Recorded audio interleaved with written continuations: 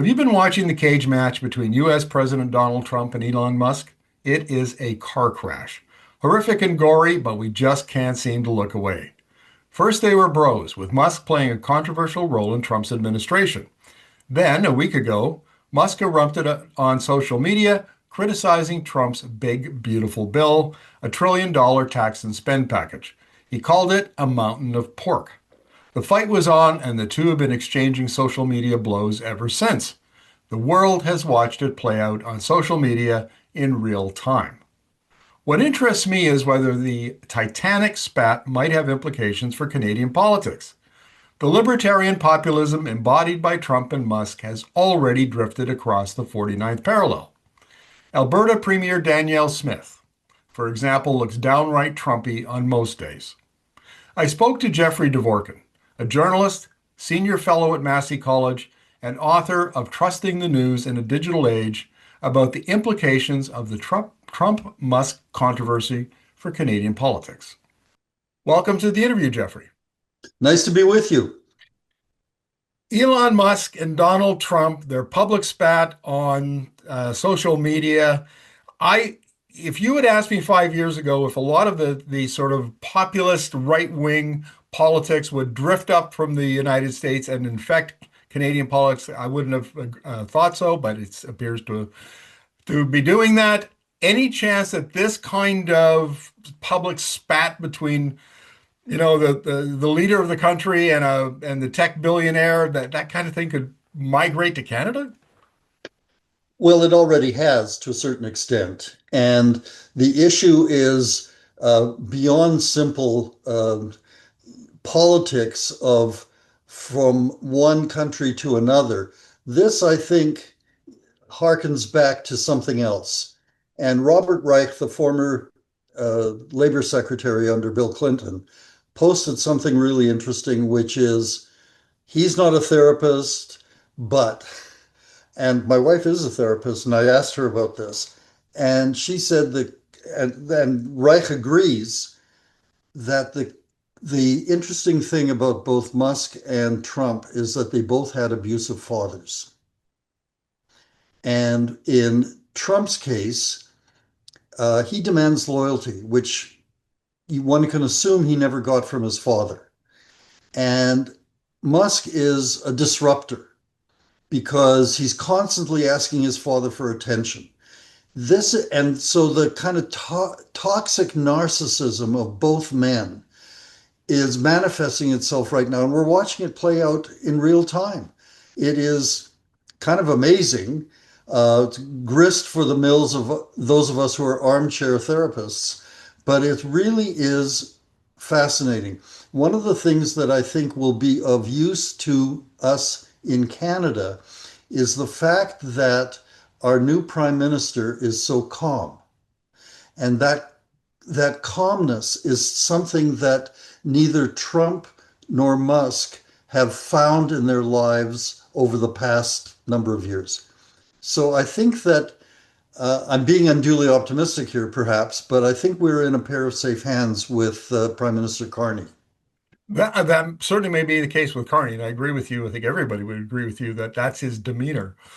But we've got some populist politicians in Canada who are more Trump-like, and I would single out Alberta Premier Danielle Smith as one, potentially the Pierre Poilievre, who was, I guess, up until recently the Conservative Party, federal Conservative Party leader. Might we see more of that at the provincial level if we don't see it at the federal level? I think setting a pace that Carney seems to be doing will be helpful, that he's not going to be panicked. He's run a couple of major international organizations. He's seen how people operate when they're under pressure and stress. And his way of proceeding seems to be, and I'm just intuiting this, is to approach everything with a certain amount of measured calm.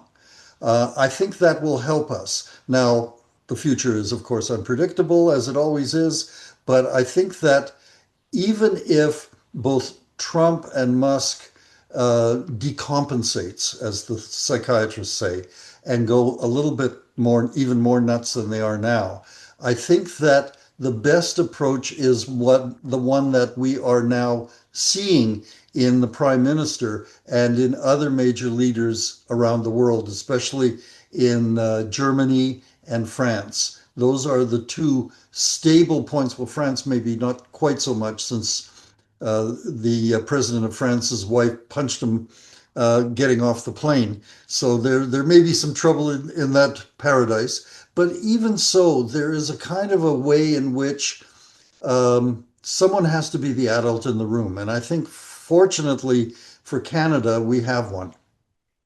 I'm very fond of quoting Arnold Toynbee, the British historian, who said that civilizations rise and fall depending on how the leadership responds to existential crises. So if they respond well, the civilization flourishes. If they respond poorly, the civilization declines. And the point I'm getting at here, Jeffrey, is the importance of leadership and the difference it can make in setting the tone for a country, setting the tone for the politics, for, really the national discourse. Absolutely. And I think it's not just at that level, it's at every level, whether it's in the office or in the newsroom or in the family. There has to be a sense of reliability. And right now in the United States, and I lived there for a dozen years, people are very unnerved by what's going on. And they're right to be nervous. Um, Everything becomes more unpredictable, less, we can't count on it. So what we're looking at are two apparently quite narcissistic personalities uh, working out their unresolved childhood issues. Yeah, we can sort of smile and chuckle about it, but it's actually having a tremendous impact on people who want to, students who want to go to the States, to go to university. I understand that the University of Toronto now is being flooded with applications from third year students at Harvard who want to transfer to do their final year at the U of T. And British universities are also similarly being flooded. It's We are at a point of real disruption right now.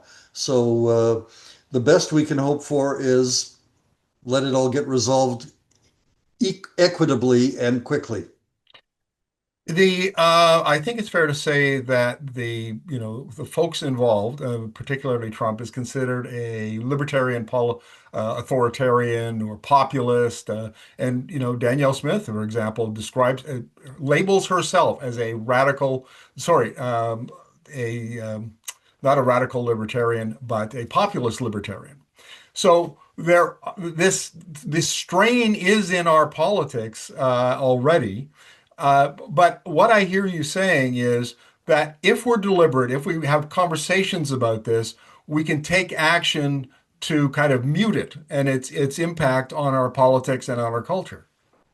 I agree with you, and but I have to caution you a little bit that I think we're in a time when everyone's opinion has traction through the internet. I mean, I wrote a book called Trusting the News in a Digital Age, and one of the downsides of the internet is that it empowers everybody to believe that what they have to think and say is has value, and frankly, it often doesn't.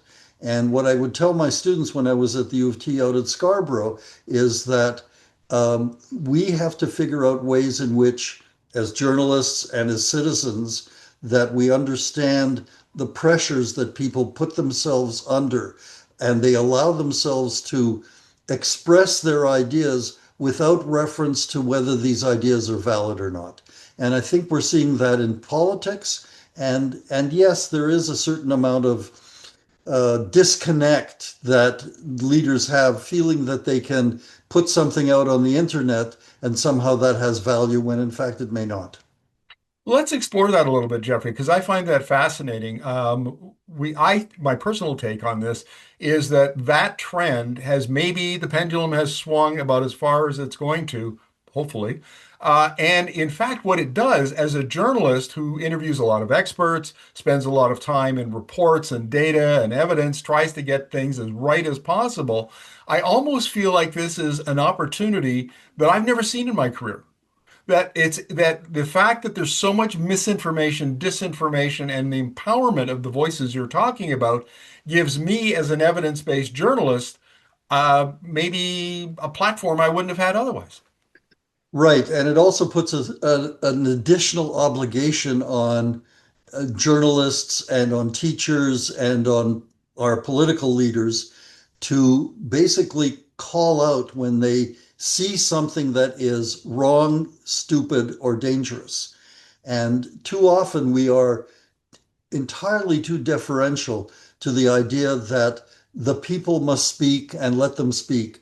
And we have downgraded expertise to an incredible extent so that your Uncle Fred's opinion on something is as valued as a Nobel Prize winner. And not taking anything away from your Uncle Fred, but it's just that Uncle Fred now has the opportunity to opine in a way that maybe even 5 or 10 years ago he wouldn't have bothered or didn't know about.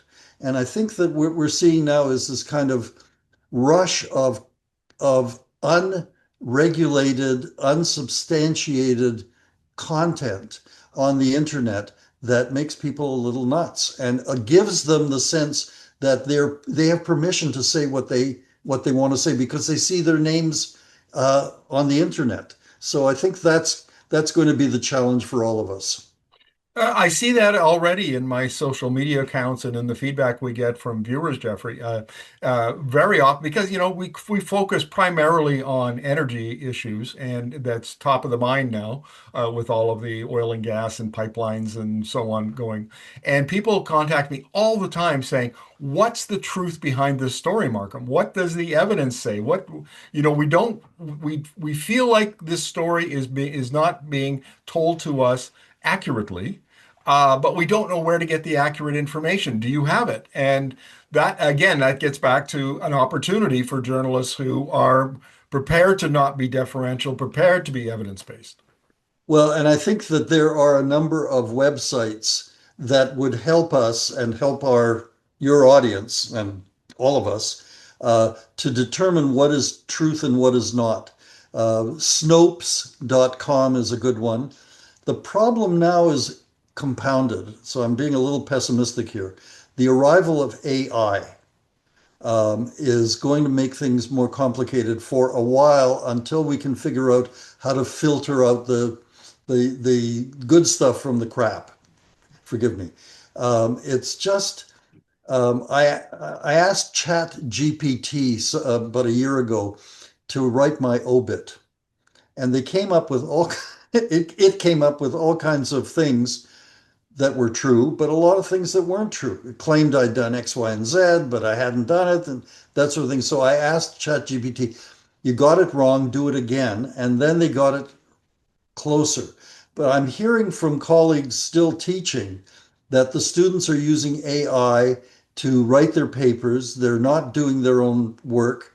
It's compromising all of the qualities of good journalism, solid education, and responsible governing because this AI is now unregulated and people can use it in any way they see fit, and that's not good.